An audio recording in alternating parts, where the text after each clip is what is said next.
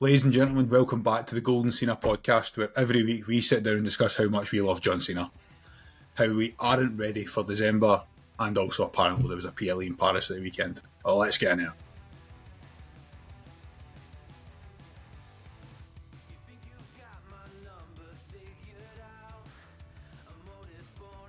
I am once again, as always, joined by the rest of the team. First up, Daz, how are we doing? A little hot to be known as the rest of the team, but yeah, no, I'm good. I am good. Nice to not be in a sleep deficit following 3 nights of WWE action. And Roscoe, yourself? You led from phenomenal. That's how I feel. La la la la la la. I know. I mean, before we jump into the main topics, we will have to obviously address the fact that France once again once again showed out. Say Leon getting done dirty there. France showed out. Paris took it to a whole other level on Sunday night and Monday night. We'll start, as always, with SmackDown. We'll get to the main PLE card in a minute. And we'll rattle through SmackDown pretty quickly. There's only two things we want to cover. First up is the women's tag title situation. So, a little bit interesting because Piper Niven was on NXT during the week. I'm going to assume it was pre-taped. I would have thought so. Because they were over doing their UK tour. So she was on that. She was on the UK tour participating, and at last minute she's been pulled from the match about an hour before the show for medical reasons. They then bumped Chelsea Green onto the card to challenge for titles, and then they've pivoted again, had Chelsea versus Alexa. So obviously the first thing is, as we come to you as our SmackDown correspondent, the first thing is we hope that Piper's alright and there's nothing serious and it's not injured. Hopefully it's travel issues and it's something as simple as that. And there was issues like that. Yep. But is there the possibility that Hunter listened to the podcast again last week and listened to a bit of a re-said, we think this match needs a longer build? Potentially. I think it was a wee bit telling. I actually think there might have been a title change on the cards, and that's why they pivoted out of Chelsea. But obviously when they were going to put Chelsea in the tag match, I think that's maybe why they pivoted away from that, because then if you could have went New Day and you could just strap the title to all three, essentially, and just let them round robin it. But first and foremost, I just hope Piper is okay, especially as a homer. It'd be nice to hear that she's not going to be out of action for long, because it was nice to see her getting some consistent TV time, albeit not enough with the issues in SmackDown. But the tag division finds itself in a really weird place, especially with the most prevalent female tag team who seem to be chasing the gold are on a different show. So I'm not really sure how or when that will come to a head, but the more I think about it, the more I think maybe Secret Service were going to sneak the titles away from Alexa and Charlotte, and that would maybe be the beginning of their downfall. But if they still want to run that back, a longer build is what it needed. Although I now struggle to see which show or which card that now fits into. It will have to be on a go-home SmackDown, because WrestlePalooza is looking stacked already with some of the matches we're getting. And then obviously after that we're in Perth, and then we've got Survivor Series and potentially a Halloween Havoc. The trademark was dropped for with no NXT branding.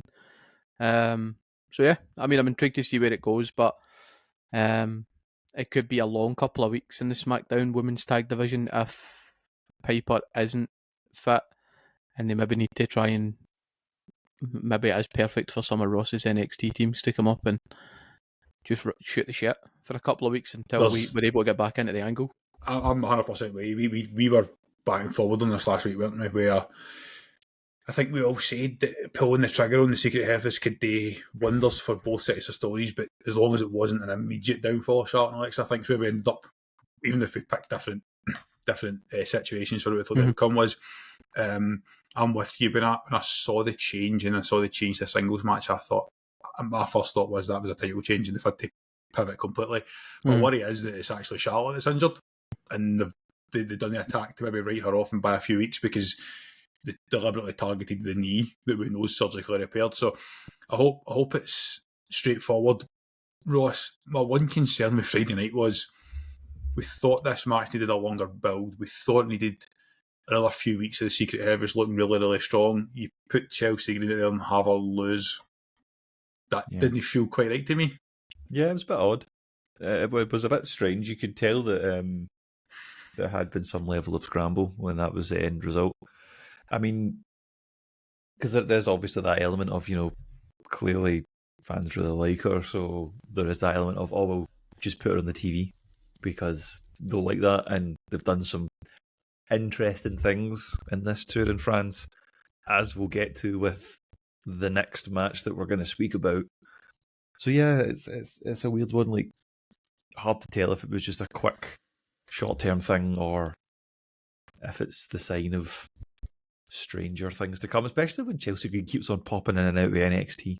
That's continually happening.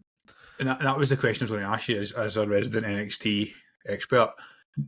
There's been a lot of calls, and there seems to be a lot of backstage rumours that the Ethan Page, Chelsea Green stable, they're looking at a way to make that work in the main roster. Has that success on the Wednesday night perhaps just led to them holding fire to see how they make that transition to bring Ethan Page up? Because he's still the North American champion. Yeah. You'd assume they need to do a change somewhere but keep him strong. So maybe it's just one of the things where actually everybody seems to be having success.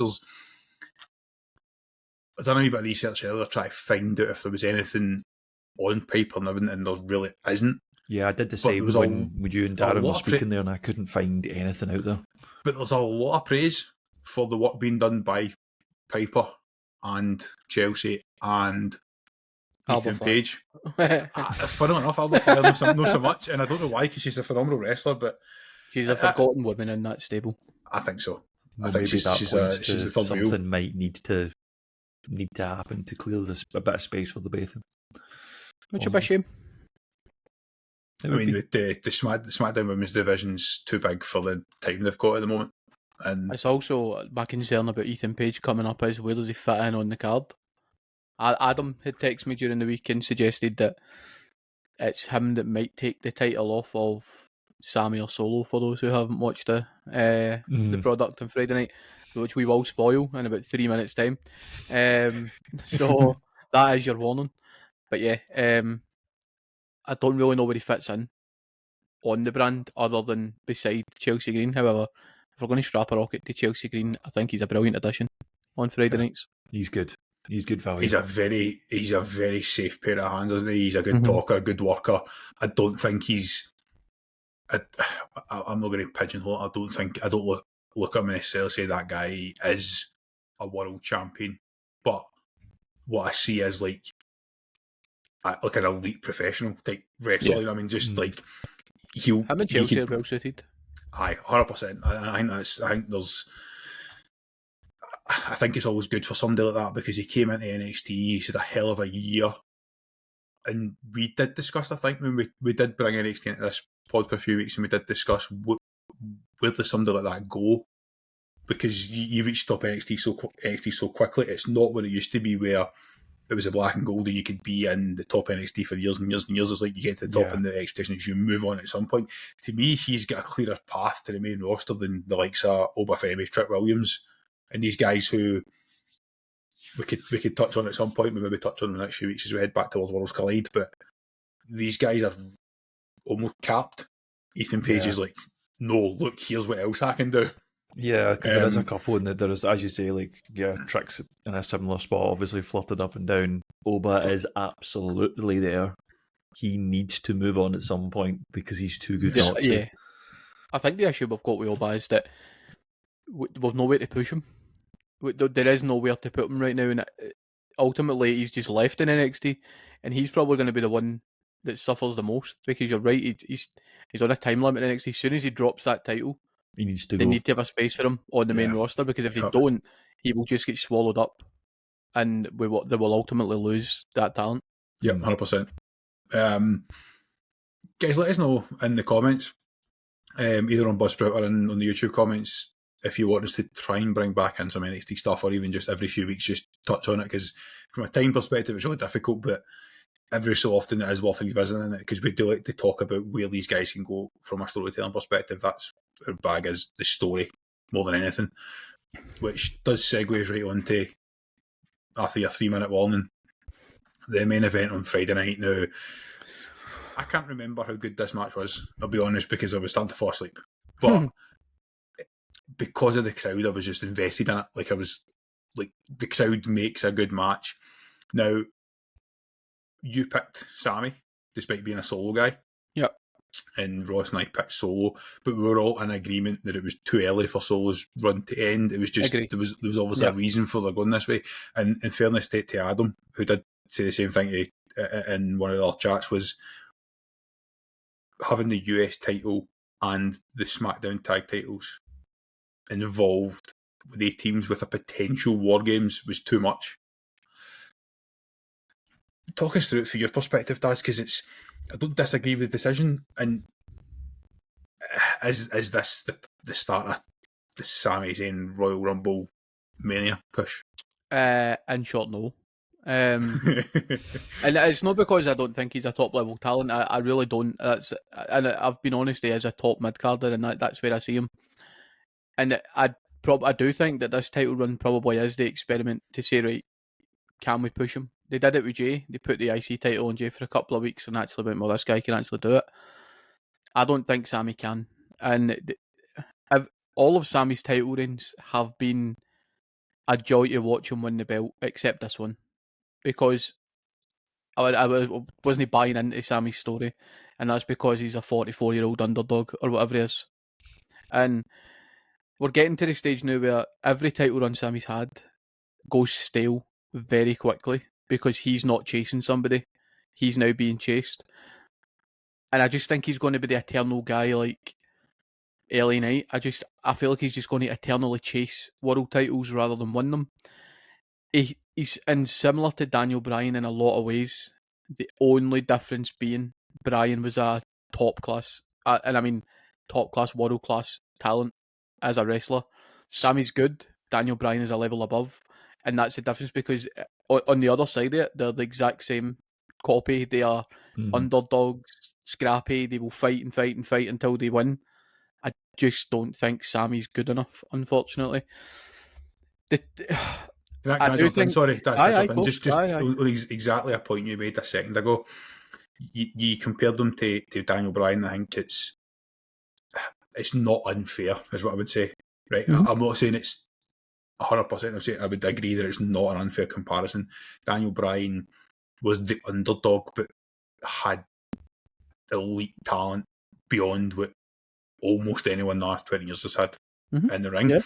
I think the comparison to LA Knight is also not unfair, but actually slightly more unfair than the Daniel Bryan one to LA Knight, because LA Knight is similar, but I think his promos are a level above what Sami does. I think as soon as Sami's promo isn't "I am the underdog and I'm chasing a title," it's not that we get bored, but we're not as invested. Whereas if you put the two together, you get a bona fide world champion. The two of them make the perfect champion. See when you watched LA Knight's backstage stuff in the last few weeks, like, because obviously they filmed a lot in Birmingham last week, and you see him sitting with Jack Redmond. He's really good at blurring the line between yes, he's the face, but he can say some heelish things and get away with it. And I see more of a vision with LA Knight as a champion than I do with Sami Zayn. Not because of the in-ring work, because I think in-ring work they're pretty both really good. I could see LA Knight being a champion, and if he had to pivot his character slightly, I can see him doing that. But we've seen it with Sami, where it's like you've stolen the words. Like, see, the next thing I was going to say is that it was too soon to end Solo's run and give it to a one-dimensional character. Because ultimately, that's what we've done. There is no more layers to Sami. And the closest we got to a second layer was the bloodline, because he wasn't the underdog anymore. He was part of the family, and it was all about the build of him breaking that up.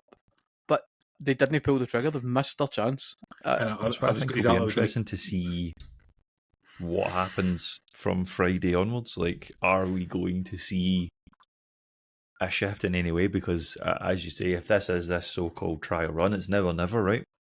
You got to see the guy's best work. But it's going to fail. It's going to fail. Because I'm really worried how this is shaping up, because I feel like this guy could be John Cena's last match, and it will fucking infuriate me if that's the case. I will be absolutely furious.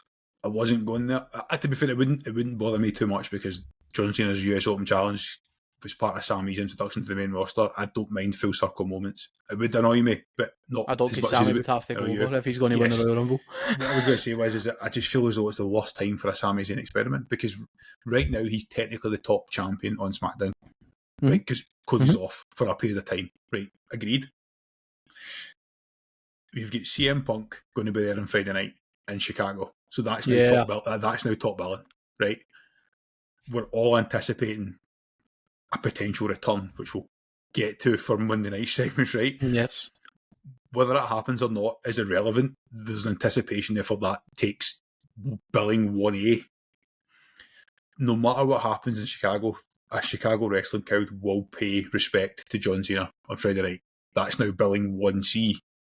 Right? They're all top billing. Sami Zayn's still buried away in the fucking mid-card. And then when Cody, the problem they've got for him. And when Cody comes back, he'll go back to billing 1. We always joke about the Selena Vega vortex, but we'll call it the Sami Zayn vortex this week. It's just he has elite at what he does, but it just never feels like it can be top billing on a show. This is why I don't think he'll win the Royal Rumble, because he will always be third on the list on SmackDown as long as Cody is champ. In fact, as long as Cody exists, and as long as Cena is still on WWE TV, he'll always be third in line. See, as you're saying that, as I'm calling it right now. See, next week's squash, it's not going to be a head-to-head. It's going to be the three of us discussing what we think is happening in Mania next year, and we're going to start fancy booking ahead. And the reason I'm saying that is because, see, if Sami won the Rumble, that almost guarantees that one of your main events is going to be Roman versus Seth or Seth versus Punk for not a title, correct? And that match will automatically be bigger than anything Sami Zayn's do at WrestleMania, even if it's a world title. Yes, and we will get to that. That's not going to change. And that's why this is why I don't think he'll win the Rumble, because he's third in line behind the WWE champion, which is fair enough, and the greatest of all time, and that will be the case until January. The issue you've then got is that he still will not be the second best thing on SmackDown, even if he wins the Royal Rumble. He cannot chase Cody Rhodes, because he and you know I don't rate Cody, but he is not a feasible person to take that title off Cody Rhodes. Uberface versus Uberface with two of them doesn't work. Yeah. We got away with it with Cena, but he could take it off Rollins, but Rollins won't be champ. Rollins will not be champ, because if Rollins is champ, we're getting episode 99 of Rollins versus CM Punk. That's what we're getting if Rollins has still got the belt. Don't and if start Rollins me, 'cause doesn't I'm have gonna the belt, start ranting about that. If Rollins doesn't have the belt, it means he would have to go over CM Punk if he's going to win the world title, and they're not going to do CM Punk out of another main event at WrestleMania. He will win it this year at WrestleMania. So I don't think it is. I think the experiment would be let him win the Royal Rumble, let him build a feud all the way through to Mania for a world title, have him lose the world title match and see if he can recover. Because if he can recover, he can be a world champion. It's probably is where I would go if he is going to win the Rumble. But I digress from your original question. The tag team title picture. As the weeks go by, I think I'm seeing more and more of what War Games is actually going to look like. I don't think it will be Solo in the MFT versus Y6.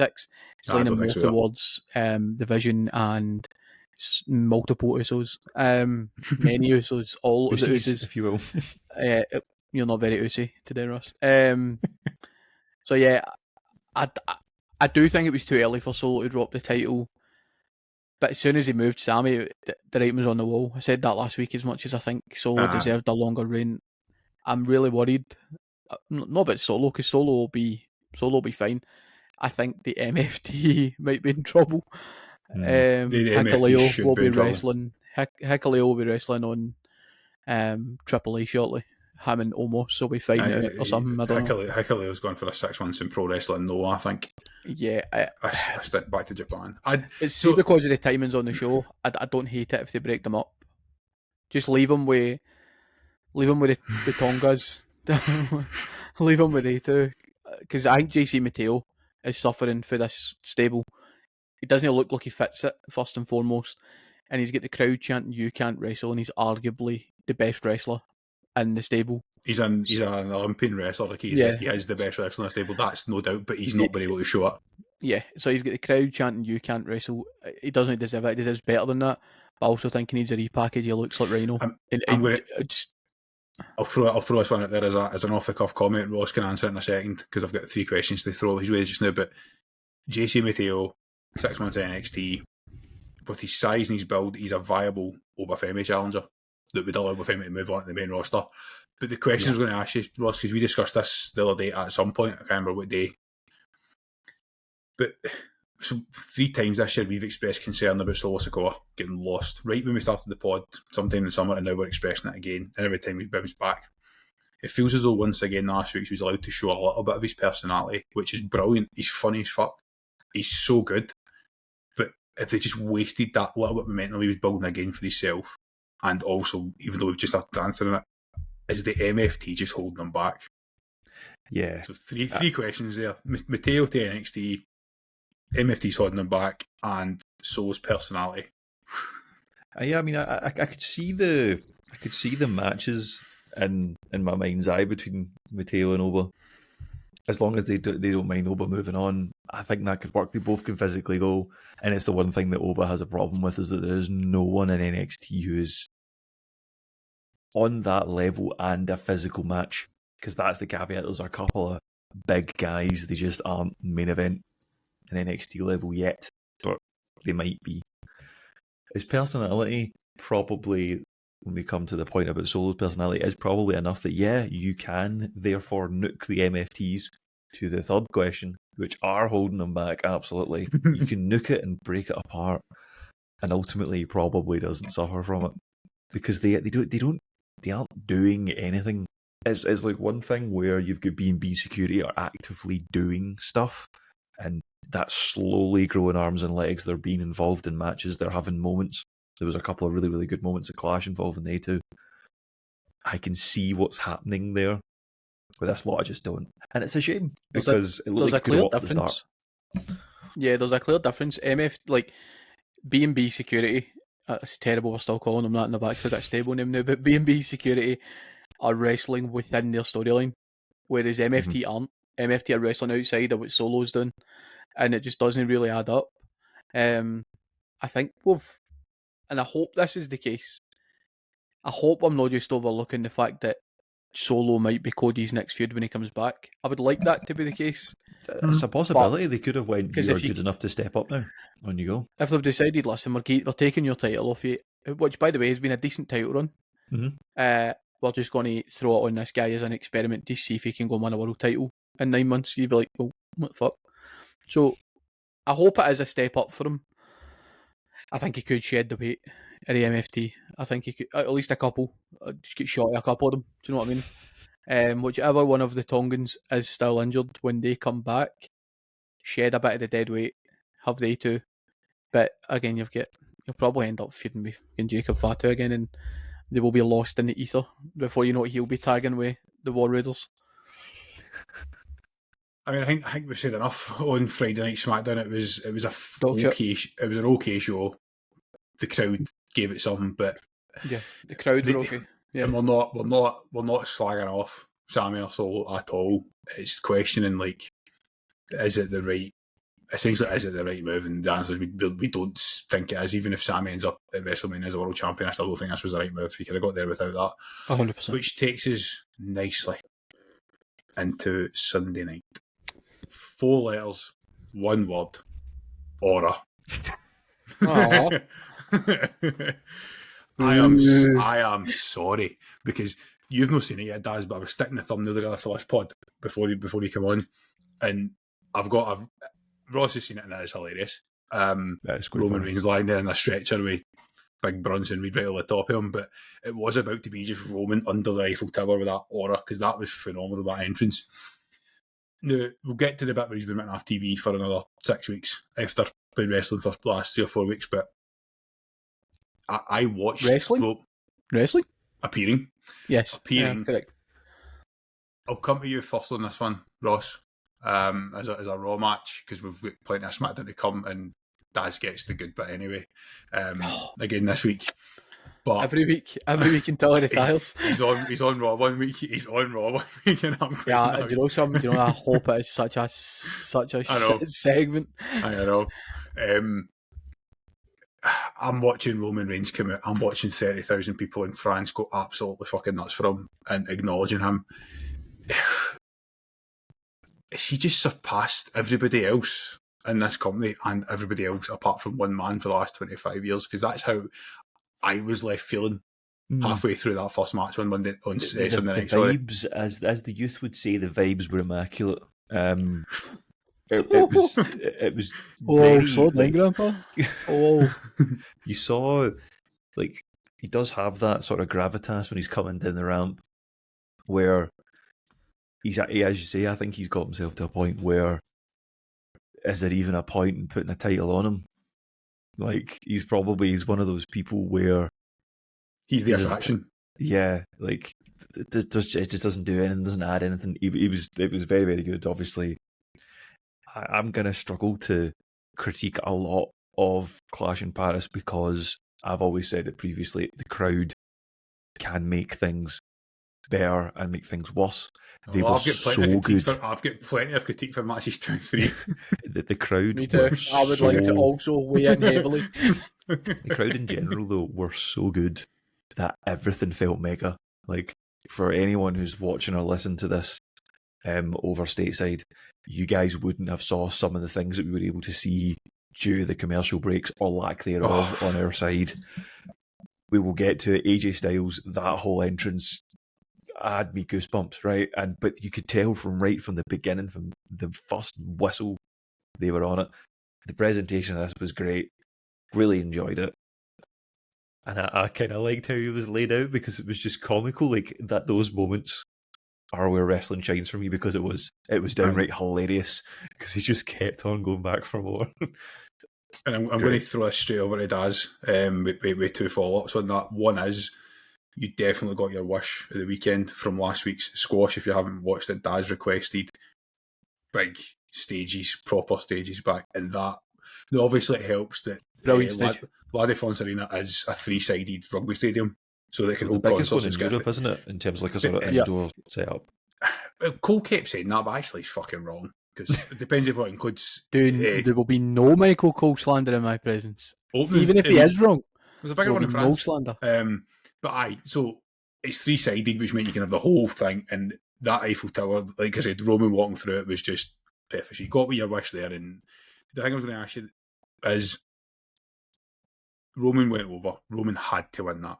We said that last week. It was, he has to win if the end goal Seth Rollins.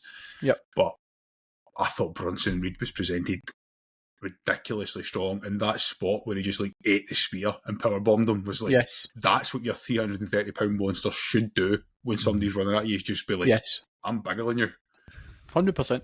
Booked perfectly, I thought. Yeah, and I called it last week that this had to open the show. Made total sense. Yep. I mean, I didn't expect the aftermath of the match. Another 10 minutes in, he's still getting battered. He's still getting splashed off the top when he's strapped to a stretcher. Tsunami. But yeah, I thought the match was booked brilliantly. Bronson looked great. As we always say, you don't need to win these matches to get over. I think it did a lot for. I actually think it will do more for Bronson than it will for Braun when it's Braun's turn. I thought Bronson looked really, really good. And he's growing on me week by week. I think I might actually prefer him to Braun right now, but I don't know if that's just presentation. On Roman Reigns, he's now, in my opinion, comfortably the third biggest draw in wrestling, behind Cena and Austin. And I think he will now comfortably be third. He's above The Rock, in my opinion, in terms of The Rock. See if The Rock's music had hit the other night, it would have been 80% head loss, 20% boos. I don't think so, Reigns will get booed anywhere. I do not see a crowd booing Reigns now for years to come. I really don't see it. The guy he's not wrestled on TV properly and got in a one-on-one in God knows how long. Right? I don't even want to know when his last singles match was. I'm probably going to get on a limb and say it was pre-WrestleMania. That's probably how long ago his last singles match was on TV. He's probably done a lot of tag work since then. But for the guy to intermittently appear as he has and become as part-time as he has, to still be that over is insane. Considering 10 years ago, we were saying this guy's never going to cut it. Stop pushing him down our throats. and look up now. He's just the greatest. He is the greatest in modern terms. He just is. We are sitting here preparing ourselves for 5 years' time when we have to defend John Cena to Roman Reigns stands. That's what's going to happen. Oh, 1,000,000%. And it's really good actually that this generation have their own John Cena. Because see, for a long time it was looking like we were going to have to share John Cena with this generation. And even though they only seen like the last 7 or 8 years of his part-time run into his retirement, we were going to have to share a GOAT. This generation now have a bona fide GOAT, and they might have another if Seth Rollins' career flourishes when it finishes. I mean, we will never forget that promo on Monday Night Raw when John Cena comes back and says to Roman Reigns, "I'm only here because you can't do your job," and the crowd goes nuts because at the time it was true. He could not elevate himself. He just could not get himself, and that's where we'll get to Monday night. But that's where my issue is with the Paul Heyman situation. They're just repeating the bloodline again. Yeah, don't ruin it. It was fucking perfect. The last thing I'm going to ask on this is the aftermath situation. It's going to slag off the Americans for a minute and say that obviously Adam Pearce just kicks him out the ring and says if you come back in for the main event, you're done. So suspended without pay, blah, blah, blah. Go and enjoy a night in Gay Paris. And then you've got all of American wrestling Twitter going, did he just say Gay Paris? What's gay about Paris? What's this? And then obviously you've got people try to explain, yeah, it's the original meaning, it's Happy Paris, it's a thing. Can you say that? Fucking uncultured bastards. So he's up. A lot of them. Here you go. There you have it. You anyway, uncultured swines. Uncultured swines. Anyway, I mean, I'm with you. Like, the Braun Breaker spear was like a class spot, but Bronson Reed just he looked the part of a future world champion for the first time since his return from injury, and that's good to see because he was on that path at the start of the year, which means we're going to revisit this obviously as we go through the main event and we go into the Monday Night Raw segment. So I'm noticing the time. We're going to try and rattle through the next two matches. Right before the PLE started, obviously we didn't go live the weekend. The timing actually makes it more difficult to go live because real life's still happening at 6 to 7 o'clock on a Sunday night for us. Even though it's better to watch it, it's more difficult to manage in real life. You put something in chat or Discord because we were trying to keep on top of preparing for tonight. As you put something in chat that said you were obviously concerned at how the crowd was reacting to Nikki Bella. That was match 3.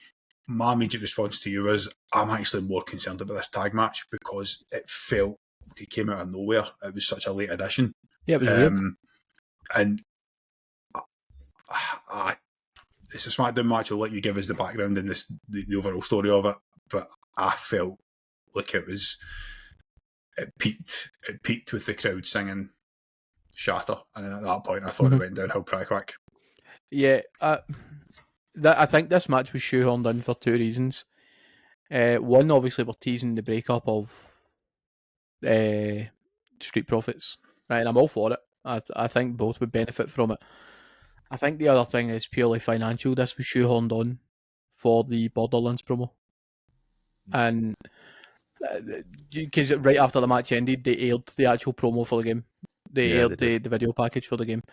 I think it's probably money talks. If there's space for a 6 match on this card, it should have been Sami and Solo or AJ and Dom. I get Julia. But there is no story for Julia. I know. And we'd be in the same spot. Like, we'd be talking about it right now. It was great to see Julia on a PLE, but also... Would you know be better, though, making that the advert spot? Just chuck them in and go, yeah, but at least they're on TV or something. I don't know. I don't know. Who would you dress up as one of the Borderlands characters? I don't know. But either way, the actual story for this... A random Meechin or something, I don't know. The story for this is like... I'm captivated every time I see Howdy. Right, I'm captivated. I was really, really intrigued by the presentation. It's the best I've looked since the return is having Bo backstage interacting with these people on his own. 100%. I thought it added so much more value to this actual match because it was extremely rushed. But I feel like, see the weight behind the backstage segment with Tez and Doc, I thought it made the match more enjoyable. It was a decent match. It was good. I mean, you're guaranteed a 2.5, 3-star match as soon as you put Street Profits in it. You're guaranteed a decent wrestling match. I think Gacy and I always want to call him Heidenreich, but that's not his name. I don't know why I want to call him Heidenreich. Yeah, Dexter Loomis. I always want to call him Heidenreich for some reason. They put on a decent show. I think they're getting better as the weeks go on. This is a story that we need a clear path for the White Six and what they're doing as a stable. I think it's coming. The way that Bo interacted, we obviously had the tease last week with. Oh my God, I've forgotten her name. She's a Homer as well. I'm having a shocker. We'll call her Sister Abigail because I've forgotten her actual name. That is honestly, I have a total mind blank. Nikki Cross, my Cross. that's so bad. I apologise, Nikki, if you ever hear this. We had her in the background of the Julia segment a couple of weeks ago, so I think we're maybe just teetering towards something. And I'm interested to see where that goes. But the sooner we break up Tez and Doc, the better. It's one less tag team to try and fit into the huge card on SmackDown. Give me a heel Montez Ford, please. There's two things that I'm picking out for what you said there. One is this is the first time I felt like they've got the Wyatt Six pacing in terms of the story right, because Gacy and Loomis aren't tag team specialists, but they're good wrestlers in their own right, and I feel as though they look like they finally started to click and that they've had enough reps under their belt, because we did say that without the house shows happening every week in the US, they couldn't really do much. They've obviously had 2 weeks on tour, probably wrestled every night for 2 weeks, and I think that was obvious come the weekend. So it's the best they've looked, which is good because that's a stacked division, and they were the weakest tag team in that division. Personal opinion, considering you've got DIY and the Guns and the Profits. That's what's always confused me about it. See the tag team for White Six. Why do you not have the experienced tag team wrestler as part of your tag team? You've got Eric Rowan there. That's exactly where I was going to go with the question. Is there a plan for Rowan? Is he just injured? Is he maybe just years of abuse in his body? Waiting. What is the plan with Howdy? And now they're starting to tease it, because previously, I know you never had the Wyatt Six, but when you had the Wyatt family, you always had Bray Wyatt as a world champion. It's there. Is that a path for Howdy, or is it different? So I think that the story is now interesting. The question I'm going to ask you, Ross, is, and you may not be able to answer this because I think it's a really difficult question. That's all I did there. Give us heel Montez Ford. I think, sadly, if they split up, Dawkins is get 6 months, he'll be future endeavoured. I don't think he's going to hang about too long. He's a good wrestler, but he's not. But how do we make sure that Montez Ford doesn't end up in that bucket with Andrade and Melo and Rusev and Aleister Black, that are really good wrestlers, aren't maybe quite world champions, but for some reason don't get the US title mid-card? You know what I mean? You know the group of wrestlers I'm talking about. They're just like, they're brilliant, but they're there. How do we make sure he doesn't just end up in that bucket with them?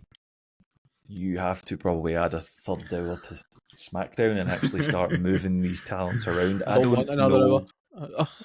don't know when that change happens. I know that the reason why it went from 3 to 2 is because I think is it USA is the one that airs SmackDown. Is that right? They basically went, no, we're putting something on after you, so you just need to take an hour out. That's the thing that's holding a lot of these people back. It is literally as simple as there's not enough time. So you may get a match every 2 weeks, or you may get 2 weeks in a row of matches and then you disappear for a week. It's really tough. I do like him though. You can kind of see it. My only concern is I don't think they'll actually do it, because Daz's best mate, Mr. Meltzer, even alluded to this when a random clip that appeared on my TikTok the other day. They teased this before and then just didn't do it. A couple of years back. He got injured though, didn't he? Injuries, wasn't there? There was injuries, but also the division was weak. Back then, they were taking a big risk and taking out one of the top tag teams. I don't think there is an answer to your question, Saunders. I don't think there is a way for us to prevent. It's on Tez to deliver. It's as simple as that. But even at that, probably, the gap he needs to jump to get out of that pot is bigger than it's ever been. And that 100%. That's where these other guys suffer, because see what the likes of guys like Y2J coming back, potentially, allegedly. They kind of guys skip the queue, even though they're not good enough. Let's be honest. Jericho's not a world champion anymore. I don't want to see him, but he won't be a world champion. But he will jump straight into a top feud. He'll be in a top feud, and it'll be. He'll end up with an IC title or a US title. So it just will happen. But I think these guys are stuck in limbo. I've said that before. I said that a couple of weeks ago. We need a third show for the main roster. How that looks, I don't know. Because you don't want these guys to essentially be wrestling on heat or velocity, as much as I liked having them back in the day at the weekend. But if you can package together an actual show, even if it is pre-recorded matches, dark matches for actual live shows, so you've got 2 in the SmackDown, 2 in the Raw, stick together a 90-minute episode that airs on a Sunday morning or whatever, and just give us those matches. And yeah, I mean, stick them on YouTube. I don't care if it's on TV or not. Stick them on YouTube. Just give these guys a chance to get in the ring and try and get over, because I think there's too many suffering.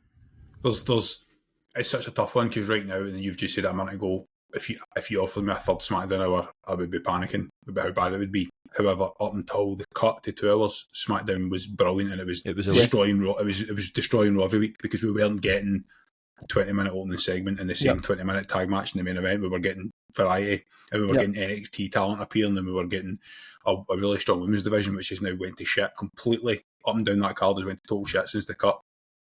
It does suffer from John Cena, Cody Rhodes a little bit, because they have to get their time in. They're the draws, but you've not got the time to give them a 20-minute promo, but you did 3 months ago. So I think ultimately that's usually see an extra show or an extra hour for SmackDown that's done properly back to where it was in the summer. Which just takes us nicely into match 3, and we're going to try and keep this one short. It's a Raw match that's meant to introduce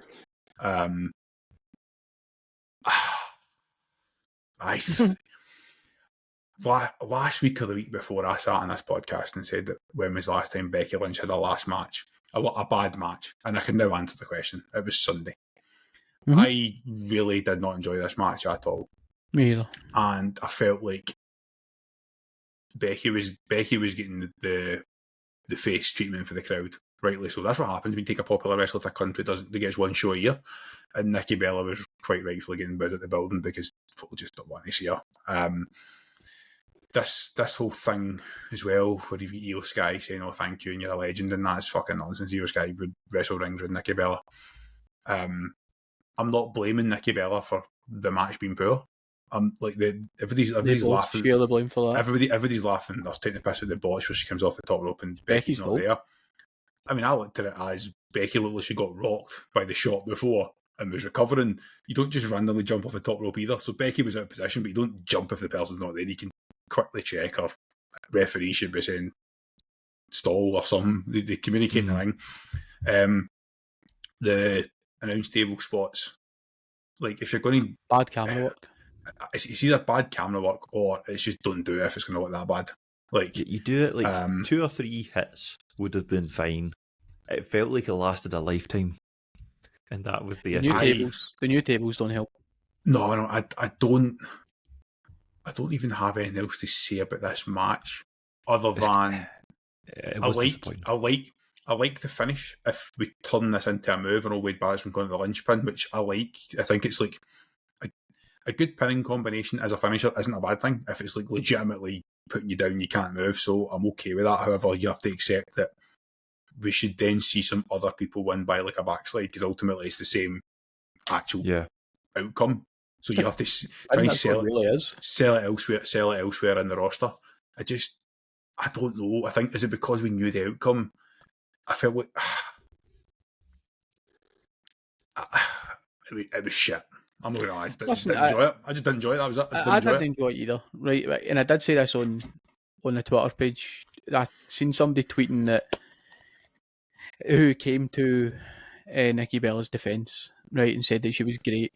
Now, I countered that with she did well considering the gap in generation, because back when she wrestled and allegedly put women's wrestling on the map, or helped to, they did not wrestle. There was probably 2 or 3 technical wrestlers across both divisions in that 10, 15 year period, whatever it may have been, before women's wrestling actually became a serious thing. So I think given the gap in divisions, she did really well. It's so much more athletic now than it used to be, so she didn't gas, which was impressive. But you can see that she cannot hang with top talent. It's just not that level. And And I think that's probably why the crowd began to boo her at the building very quickly, as everything just looked... She was a step behind Becky and everything that they did. And this is where I'm going to criticise Becky in ring, because I'm a big, huge fan of Becky in ring. It's Becky's responsibility, which sounds mad considering that Nikki Bella's the veteran out of the two, but is Becky's job in that match to make sure that she's in tow where she should be. If that means Becky needs to slow down, Becky needs to slow down. And just too many spots just looked a bit iffy. You could see setups as they were happening. It was not like a flow. Yeah, it wasn't fluid. You can see them, like, it looked like I'm sure I said this in Discord, it looked like a Divas match for back in the day, where you can see them holding each other and talking to each other and talking about what's next. And just the cheap kicks, I didn't enjoy the match. It's the presentation of the match itself. And it probably went 3 or 4 minutes too long. It didn't need to be that long. The question I'm going to throw to you, Ross, on this one is, and we did discuss it at the time in Discord, Nikki Bella was made to look much stronger than Becky in that match, which I personally find confusing, because that's your champ. Like, I thought Nikki was hitting finishers, Becky getting nowhere near hers. I don't know. Did you feel disappointed after how strong the summer with that IC title was with Becky and Lyra and Bayley, to then have this at the end of that? Like, I don't really like unnecessarily like shitting on them, but like, this was the only match on the card that I genuinely just was like, I zoned out a few minutes in because I could kind of see it immediately and go, and I think the reason why they went that route is because they needed something. It's almost like, I don't know who produced the match, right? I'm not going to pretend to know, but it's almost like they went through some level of rehearsals. They got Nikki in the ring and they went, we need to do something to level this playing field because it's just not going to work. Because it's not the producer who's going to decide, right? The producer's just going to be told, you are producing this match. So Big Bruce is going to be told. I think he does a lot of the women's matches. Him and Jason Jordan does quite a few. Yeah, Jason Jordan. Yeah, that's the other one I was looking for. So it might just be as simple as they needed to level the playing field. I think they basically just need to do that. It's like being used to working with grade A talent, and then you're given Nikki Bella, which isn't a disrespect to Nikki Bella, but it's like you need to put on the level that see if you're looking at what the fans expect, you need to be able to try and deliver that with half of the ability to deliver that. Yeah, so it's tough. And the problem with wrestling fans now is that the majority don't give that bit of leeway to these types of matches because we want the top level that we expect. And I don't blame them because they're paying £400, £500, £600 for seats in the gods. So if you're paying top dollar to sit in the top row of a fucking arena to watch it on a glorified huge TV, then you should be getting the top level, and throwing people like Nikki Bella is for no reason is stupidity, in my opinion. I think the closing thoughts on this match, isn't it? It does feel harsh. It feels over Shat and Sam. It feels over shitting these two. We're comparing them to what we've had this year, what we've seen this year. I mean, you look at the list of names who weren't on the card. That's where disappointment comes in. Like we last week before talked about the Natty Neidhart character potentially appearing. That's sitting at home. Never mind Bayley, whatever's coming for Bayley and Lyra and everything else has been involved. Could have just gives a non-title champion versus champion, give us Becky and Julia. That would have been great. Why not? I know. I mean, aye, why not? And then Nikki's had a return. She's had her fun.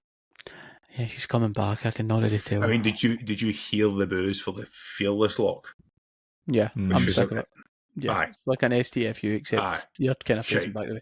Yeah, We'll try and be quick on the next match as well because we know we've got the 2 main events to come. Good old-fashioned Donnybrook match. Aye, by the way, this was an absolute banger. We knew we were getting. This was exactly what we wanted at these two. Just beat the shit out of each other for 20 minutes, and then I look at Sheamus and go, man, he can still go. I know he's old and he's struggling with injuries, but he can still go. But it's the best Rusev's looked since he came back. It was a fight, and fair play to the crowd because they did not drop the whole night. The last 2 matches didn't put them off. They elevated this match. It was like Ross, they sort of implicitly knew to do like a reset. The second the bell ended, it was like they just knew, right, okay, next slate. It was interesting. They probably showed like a picture of AJ Styles off camera, like touting his Monday night match or something like that to get a pop Maybe, or something like that. Yeah. I think it's as simple as saying it was a fight, it was a banger.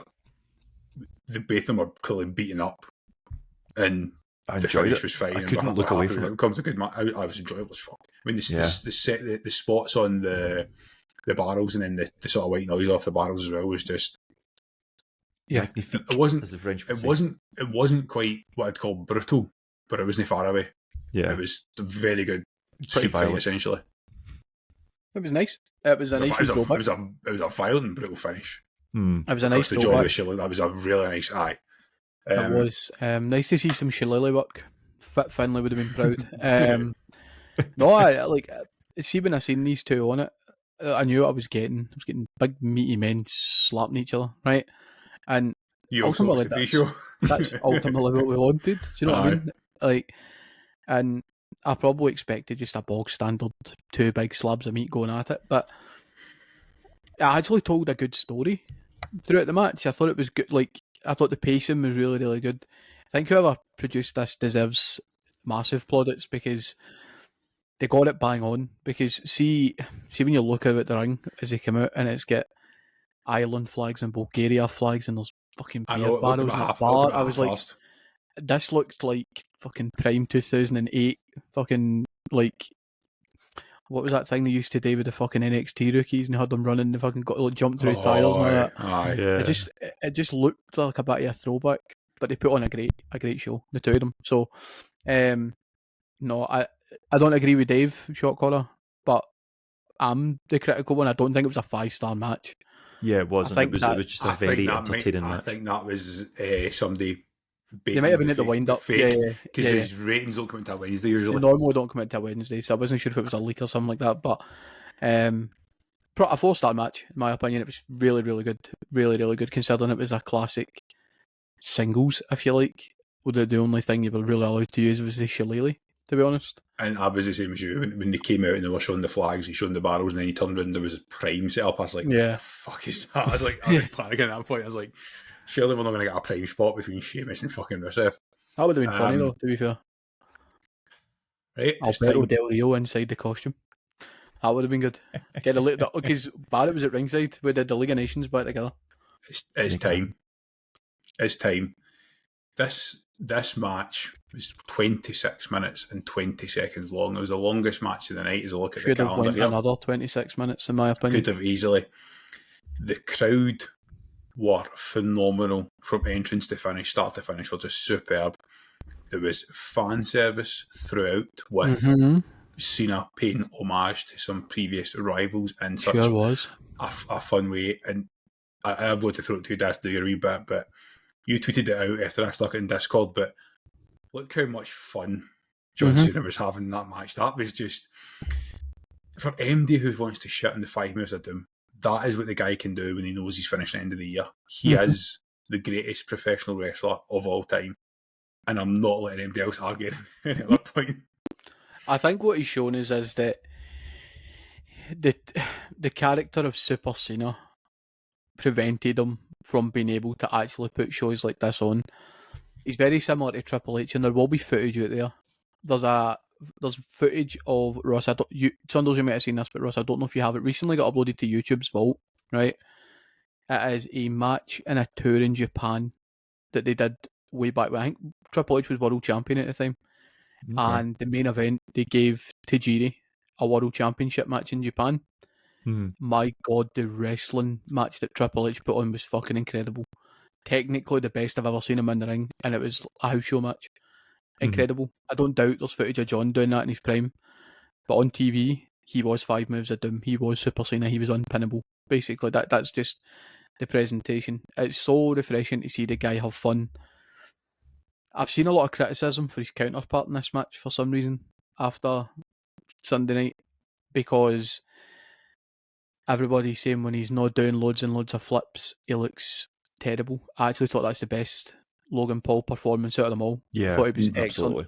And Sunday night, I thought it was brilliant. It was nice to see him actually wrestling. as opposed to just becoming a spot. You know what I mean? Because that's ultimately what he had been for a long time. I thought this was excellent. It did both. It served the purpose for both people. I said it last week. If Logan Paul went over, it wouldn't have bothered me. It really wouldn't have, because both guys would have benefited at either result. I hope that in hindsight, when people look back and that Logan Paul gets a wee bit of his flowers for Sunday night, because when you step in the ring with a guy like John Cena, it is the kind of thing that'll make or break you. If you don't hang and you don't put in a performance, then it could be, and they call it John burying people. It just shows you can't hang with top level talent. Bear in mind, this top level talent's 50 odd. So, yeah, I think that for John, he just looks better every time I watch. Like, I'm just so happy to see the guy. Like, I love him. I love him. I love him. I love him. Oh, and see, just watching him go Hurricane Rana, Code Red, and then Styles Clash. Styles Clash. Great. Wow, Styles Clash is perfect. End of the days got me. The end of the days got me to pop. That End of days was so very funny. nice. Yeah. Because even the artist filming on his Baron Corbin was on Twitter saying this is so cool. Do you know what I didn't? Do you know what I didn't piece together? Is there's been people, you know what fucking internet nerds are like.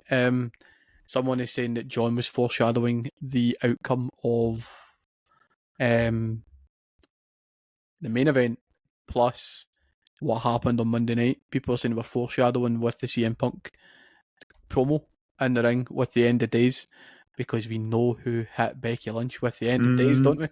I mean, it's just internet nerds being internet nerds, but no, I'm delighted to see this is where John Cena's retirement tour is. And see, to be honest, I'm kind of glad they held it back from starting way back when, because we'd have ran the arse at it. And I didn't want him to be Super Cena in his final tour, because it just wouldn't have felt right.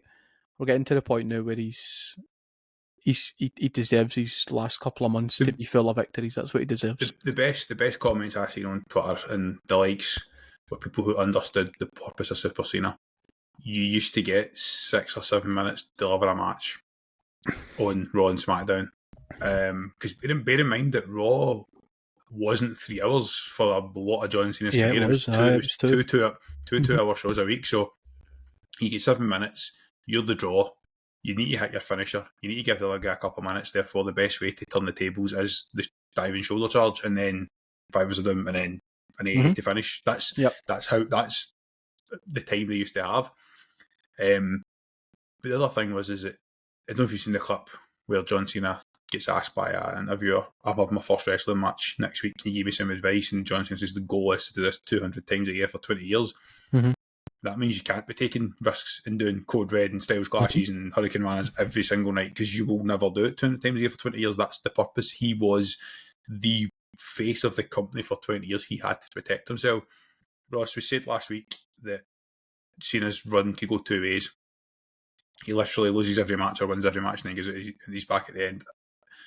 Give your thoughts on the match in the weekend, but also I'm expecting Cena to win every match up until his last match, if not win every match. Okay, I'll go for the first part. This was a joy, an absolute joy from start to finish. Like, credit to Logan Paul. We have been singing his praises for what he can do in the ring, but this was an evolution. I can see that, as Dad alluded to, that match was a good vehicle for the whole idea of Cena pointing out to him, you can't hang, you're a part-timer. Logan's now turned up, and he's proved it on one of the biggest stages against the biggest guy. I can put on just as good a match as you. That is only going to benefit everyone in the long run. Crowd loved it. You could tell throughout they had no real idea what was going to happen, but they were just in the moment and just being like, the pair of them were just taking their hand and just taking him on a journey, and we all at home just got to watch it all and just love it. I'm going to assume if Cena won that match on Sunday, that was probably the sort of tipping point to make me think, right, he's winning it to the end, or just them all. there's not a massive difference there, really. When you think of the amount of matches, I think if Logan had won that, I think he was probably going to go on a bit of a streak of losing and just kind of go out that way, which we're going to have an episode and talk about how on earth they're going to book that ending, because it's now more important than ever. I think if you've had that really big match, you need to get it spot on. And I don't know, I've not been keeping up with the amount of dates because he stopped mentioning them. I don't know how many we have left. Too. I noticed that too. They've stopped giving us a Not countdown many. since his heel run ended. I've just get I agree with Ross. I think that the outcome of the Logan Paul match was going to tell us a lot about his final run in and how that was going to be booked. I think John wins every match bar 2, which means he probably only wins 2, depending on how many times he wrestles. He will not beat Brock. I just cannot see him getting over on Brock. It's just a little bit unbelievable at this stage of his career that he can topple Brock Lesnar, because Brock come back and he's fucking shredded. The guy's a joke. Unless we get Super Cena that I night. don't think it would disappoint fans if he didn't beat Brock, because it is Brock. There's certain people you could see if he wrestled Roman Reigns and Reigns pinned him. I don't think people would be upset by that because it is Roman Reigns. I do still think he'll go out on his back. I think he will put a talent over. My God, if it's Sami Zayn, I will be furious. But it should be Dom Mysterio. We said it last week. We spoken about this. I don't mind him winning everything. Up until, if they want to, but I'd prefer him to beat Brock Lesnar. I just don't think it's very feasible on brand. Unless we if you're going to take a massive DQ or a screw finish. If we're going to take a massive punt on bringing this guy back, I think we're probably going to put him over as Brock. Do you know what I mean? Yeah. So yeah, I'm really interested to see what's next for John, because obviously we're in Chicago on Friday night, which means Mr. Lesnar may or may not be present. So that's the short term. The next 2 weeks are all tied up with him and Brock. Then he's got like a month between that and Australia. So I'm really intrigued, because he's been the poster boy for Australia since it got announced. So I'm really intrigued to see what they've got planned for him. It should be a throwback feud. It should be a big name. It should be an AJ Styles, or run CM Punk again, or fuck it, run Randy Orton again. I don't care. I almost think that's the Lesnar match should be Australia, but I don't think it will be. I don't think they'll fly him to Australia. No, I don't think so either. I don't think they're going to book him out for that. It's going to be WrestlePalooza, unfortunately, and it is quick. They basically created it to get, unless they push it to this Halloween Havoc, and they push it all the way to the end of October. The interesting Halloween I don't know, because when you said that, I was doing a bit of digging, and I noticed that the No Mercy card doesn't have NXT branded on it either. The actual poster, but it is an NXT event. It might just be, you know what, mate? It could be a AAA fucking crossover thing as well. It could be anything. It could be absolutely anything. The arena holds like 5,000, so it's not going to be a John Cena show if it's a 5,000 seat arena for Halloween. That would be cool. I thought it would be NXT, to be fair, but yeah, I'm intrigued by what's next for John beyond Brock and at WrestlePalooza. I was left with 2 closing thoughts for this match. 3. I've already said the first one multiple times that I love John Cena and I'm not ready for December. That's not really a thought anymore. The second point that I was left with was, I think I said to you guys at the time that inserted at one point, Nicole just said to me, like, just go. But I didn't like her tone. I thought it was a trap. But I should have went and then just went, the last thing you said was just go, so I fucking went. Because even at lunchtime on Sunday, I'm looking at my watch and going, right, the flight from Glasgow to Paris leaves at 2:30. If I go to the airport just now, just take hand luggage, they can make it. I'll be in Paris for 5:30, an hour and a half to get across the city. I'll be there for 7. The show starts at 8. Yeah, all good. And then I looked at the flight home for Beauvais because of the cheap Ibis up there. I was like, right, that's fair, I can do that. But I should have went. I'd loved it. But it is what it is. The other thing I'm left with is I think we need a full-time Logan Paul run for 6-7 months, because what that showed me on Sunday is that there's been an evolution, as you said, and a bit of progress in terms of the in-match storytelling, but telling that story for 20 minutes whilst being in the ring. Was it perfect? No. Was it better than he's ever shown? To me, yes. But I think it's now, can he do that every week for 6 months? That's what I want to see for Logan Paul. We know that he can sell a feud for 4 weeks at a time. He's good. He's brilliant at that. Yeah. And can he sell a feud for 4 weeks when he is sitting in the middle of the card and it's not? Like, MD can feud with John Cena until the bell rings, and Logan Paul showed that he can feud with John Cena until the bell rings and then feud with him for 26 minutes. But can he do that with everybody else on a SmackDown card? That's what he needs to show. Takes us into the main event. It's a Raw match. I get it. We're sitting here now in 5 minutes. I still want to talk about some stuff in Monday Night Raw as well. We'll accept that this main event will lead into the segment on Monday night, so I'll mention them all here. I'm going to throw it to you guys. I fucking hated the end of this match. Me too. It almost ruined the card for me. And which is interesting because we're not all agreed for once. This is really very interesting. I know. But so Becky being essentially the fourth man is fine.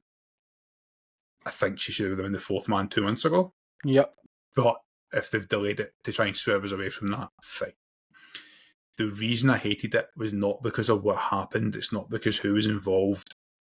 The two reasons I hate it is, one, this is just the bloodline all over again. And it's been done to perfection for 5 years or 4 years, so don't do it again. The second and the big reason I hated it is, and I said this at the time in Discord, and I should agree, there was no need for Jey and LA Knight to be in this match. Yep. They used a last ever John Cena CM Punk match to further Rollins versus Punk's feud, and I'm getting fed up with Rollins versus Punk. It is now boring me.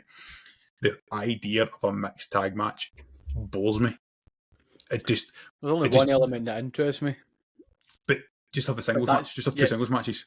But that's just an element of interest. That's not. I don't want to watch it. And the intrigue with that is everything we've just said about Nikki Bella could apply in that scenario. To be honest, the intrigue isn't for the match. The intrigue, I just want to hear the pop. That's all I really want, to be honest. So everything beyond the pop, I really couldn't care about. I'll summarise my thoughts. I'll throw it to you guys, and then I can bring it back at the end. I didn't like the ending. I didn't like the ending because I just felt as though it's not fair to Jey and LA Knight. There's no need for the guys to be involved. I thought the two of them were brilliant. The match, LA Knight looked they were very good, phenomenal. I thought that's the best LA Knight I've ever seen. I thought it looked amazing. I said to you at one point, I think LA Knight could walk out with this title, and then a minute later he get put through a table, and I was like, maybe no. But at the time, I was like, he looks the best in this match. The outcome was never in doubt. I know, Daz, you picked Jey Uso last week, and to be fair, up until Roman get the shit kicked out of him, I was starting to think myself, there's a path for this. Yeah. But we all said, realistically, it's probably going to be Rollins because the story's there. I'm now at the stage where I'm fed up with Rollins and Punk. I just want to see them in a Hell in a Cell or in three stages of Hell, end this feud and move on, because they cannot drag this out till Mania. That is honestly a panic for me as a wrestling fan. Then an outside interference on the podcast. He has opinions and thoughts. And then we lead into what happened on Monday night. And I'm going to say this, and this is going to be a controversial statement, but I said to you guys in Discord, and I'm going to say it again, and I'm going to stand by what I say here. That is the best promo that Becky Lynch has ever delivered. Ever.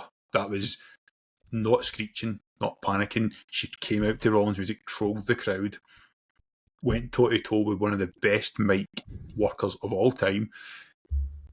Punk did a really good job of you know, putting Becky over whilst also saying, we're going to fight, essentially. I'm going to kick your husband. That was the perfect Monday night setting up a story promo there's ever been, until Becky starts slapping the shit out of him and saying, what you got to do, you can't touch me.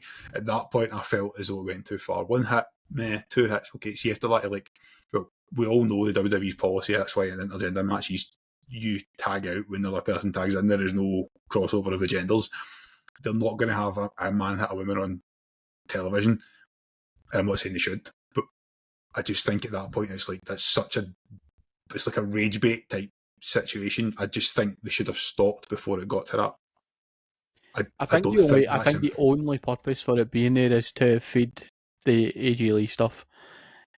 which is why I think that it's a massive own goal for them if they don't now bring her back, because that segment then makes no sense.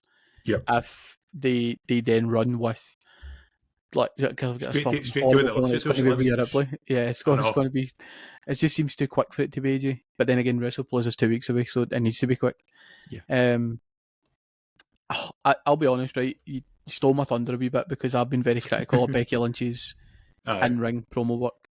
I was astounded by how good her promo was last night. I was honestly, when Rollins' music hit, I thought that's a bit quick, and then she came out and she memed. It was great. That was really good. I think it's the best she's been presented. Her overall look, the way she sounded, it was a really, really good package presentation. And I'm like you, Saunders. I'm not disappointed that Becky Lynch is the fourth man in this stable, because A, it makes sense, and B, why we waited until now to run this. The reason I was disappointed by it, we shared a similar view in that there was no need for LA Knight and Jey Uso to be in this match. This would have sold a lot better at the end had it been one-on-one, Rollins versus Punk. Had they run a one-on-one and Becky cost them the title. But the thing that disappointed me the most was, and it's the kind of thing that we were talking about in the squash last week, is that the element of surprise. And don't do it again. Do not do it again. Element of surprise. The WWE leaked this shit in advance. We're planning something big. Because this stuff doesn't get fucking made up. It's leaked by somebody intentionally out to the big news outlets to draw people in to watch it. Obviously, we're starting on ESPN soon. And we're building up this big surprise. That's not a surprise. See, if you were telling me there was a fourth man, Becky Lynch was one of the three suspects. Probably the most likely. Suspect 1A. There would have been two. There would have been two that I would have probably fantasy booked, but Becky would have been in the three regardless. So it's not a surprise. We all knew there was going to be an interference, especially the way match one ended. They two get kicked out, and you're just like, well, I'm already 2 steps ahead. Everything points to a fourth man. Becky wasn't a surprise. I'm just disappointed that that's how they ended the card. That it just didn't make sense at that moment in time to bring Becky into the fold. And I feel like they've only brought her in so that they can sell tickets in Chicago. Not that they would have struggled to bring AJ Lee back, flaunt her out for a mixed tag team match, and for her not to wrestle again. It's just, I'm with you. I hate this Rollins Punk vortex. It sucks, especially when you've got LA Knight, Jey Uso, Gunther, who's obviously injured right now, and there's just so much talent on that show. Stop pigeonholing your champion into this never-ending feud with a 52-year-old guy or whatever it is. Yeah, I'm ready for that to move on. To be honest, run it without the title. They could have dropped the title on Sunday and still run that angle. You could just, you know what I mean? We could still run this angle and have this feud between these two forever, if that's what they want. CM Punk said something utterly horrifying in the ring on Monday night. This will never be over, and I almost let out a weep. I know. I'm beginning to believe it. It's a shame because they're two of the best, but it feels as though it's just holding Raw back, but it's like it's just so dominant on a Monday night because it's a 20-minute opening segment. There's usually a bit in the middle, there's backstage segments, and there's whatever happens in the main event, and it's just like the same every week. I hope they were trialing something new last night with that promo before the main event. I hope that's a trial for something new to give us more wrestling earlier in the show. That was this is what you said last week about surprise and just more variety in match types. This is a match that needs like a Hell in a Cell or 3 stages of hell just to finish the feud and move on, because they don't need the title. And I said the same thing that when we start to look ahead towards WrestleMania, which we will do next week on squash, if it's Roman Rollins, it doesn't need the title either. Nope. But it is time now to go to Ross and say you disagreed, and I'm interested to hear your point, because I think the difference is that you're. Well, I'm going to say that I think because we've said there's it's not that we didn't like elements of it. I think you probably feel more strongly about them rather than saying we didn't like them. You're like, no, I love that. Whereas you're willing to maybe ignore the stuff that's fucked us off, probably to an extent. To an extent, potentially. So I don't think she's the fourth man at all. Now, I actually don't know if there even is a fourth man, but I don't think that was a fourth man giveaway.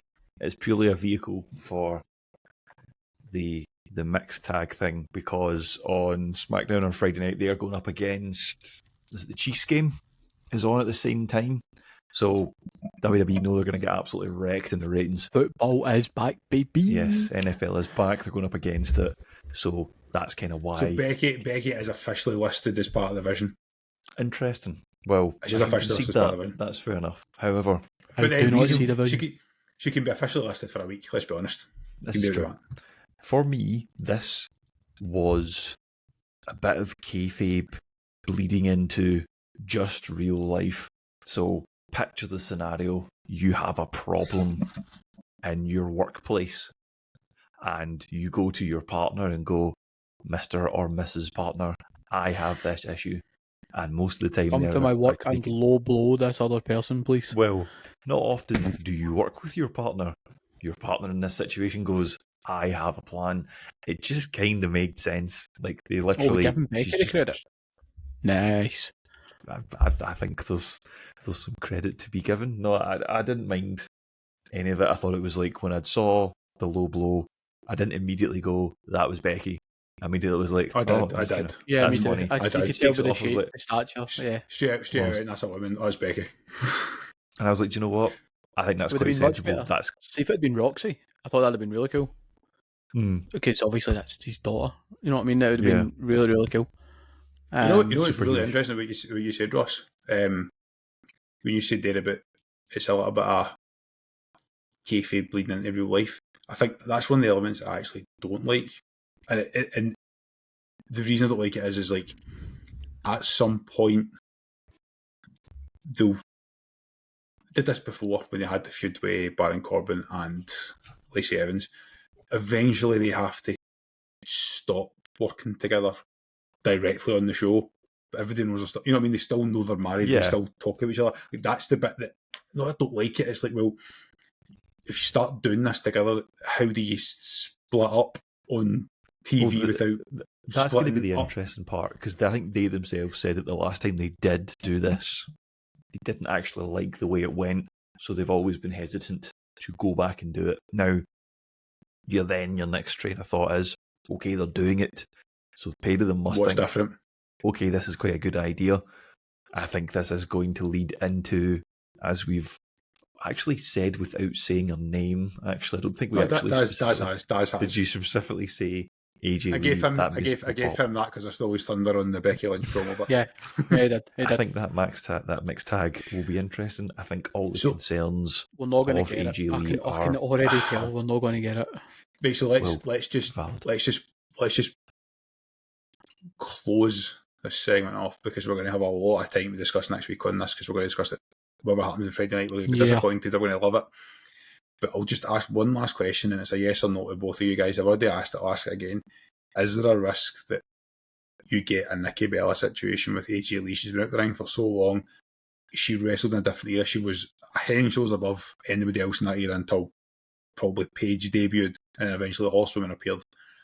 Is there any risk that we're so nostalgic, we don't, even if she does wrestle, we're happy until the bell rings? That thing we always say, this is brilliant until the bell rings, and then we're left disappointed. 1000%. 1000%. I can only say yes, because I can't say no for definite. There is always a chance that could happen, and it would be a damn shame. And that's the reason I don't think it's going to happen. That's it simple as that. It depends how long they've had this angle in mind. Has she been training for months, or has she been training for a couple of weeks, because this has all been thrown together? She did train for, was it Heels she was in? TV shows. She did a lot of work last year, so I'd say how much of that's like me saying, that's like a professional footballer saying, I've been playing with the 21s. It's like, I don't know, but this is a Champions League match. So you're like, aye, actually, I'm a match fit. Do you know what I mean? It's weird. No, I agree with you. 100% agree with you. And then, realistically, it's the exact same issue we discussed earlier with Gacy and Loomis. It's like, if you drop her into a PLE, you'll get a couple of minutes at a time. Spot fest, it won't be... She's not the kind of person you could put on a dark match, because it'll fucking break the internet. Do you know what I mean? Ruins it. So I'm going to we've hit nearly an 120. And this is also happened to the PLE, so I'm going to try and go for 5 minutes this last time. We're going to push the EO and Steph discussion to next week because it's going to help. It's going to help the conversation because the question I wanted to discuss was how do they build a match between two non-English native English speakers. So we'll get to that next week. But put them in a Punjabi prison. Dom versus AJ. Now, firstly, I'll just say I sat and watched that full thing because not only did they get the full entrance, they then get a minute, then they get the 3-minute ad break, then they get 2 minutes of backstage stuff, and then they got it again, his introduction, and it was phenomenal. Funnily enough, it was unbelievable. The way they've adopted AJ Styles, I loved every minute of it. But we said this pre-pod, coming to you, Daz, when this went to start with, as soon as it became a bit obvious that this wasn't the main event on Monday night, the outcome was sealed, wasn't it? Yeah, I'm going to be really honest, right? I am going to stop predicting how we book anybody in the Judgment Day because it fucking doesn't make sense to me, right? I think the big bald dick's listening to this and fucking just fucking about with my predictions, right? Because everything points to this is the perfect time for Dom to drop the title. That's the first time he's not been over with the crowd, was last night. And that's not a surprise because AJ is adored in France, right? So it's the perfect time for him to drop it. Doesn't hurt him. He's obviously got mega campion work coming up potentially in the very near future. Run the double belts, I don't mind it. He has a workhorse. He's been praised for that in the past by talent and has come up towards this title run that he's wrestled. If they've got 4 shows that week, 2 on TV, 2 off TV, Dom wrestles in all 4 every single week. So if he wants to run AAA and appear weekly on Raw, then fuck it, man, I'm on. I'm down for it. Everything about the match was great. I thought it was really well booked. The only criticism I have of the match is that Dom didn't need the interference. Because I feel like we're holding something back on Dom here that he can't win clean.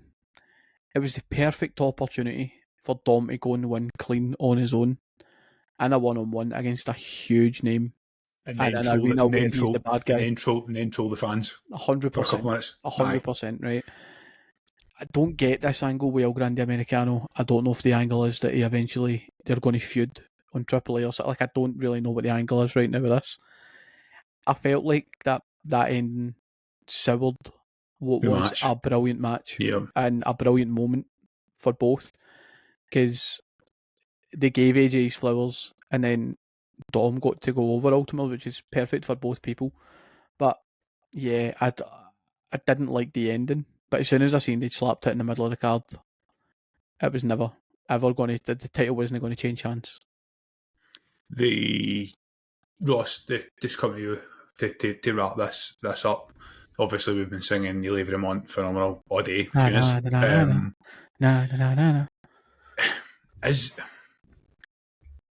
I'm saying it is because obviously whenever I ask a question that sounds loaded, it usually is loaded. But is the fact that once Dom starts winning clean, you have to probably put the world title on him? Is it as simple as that?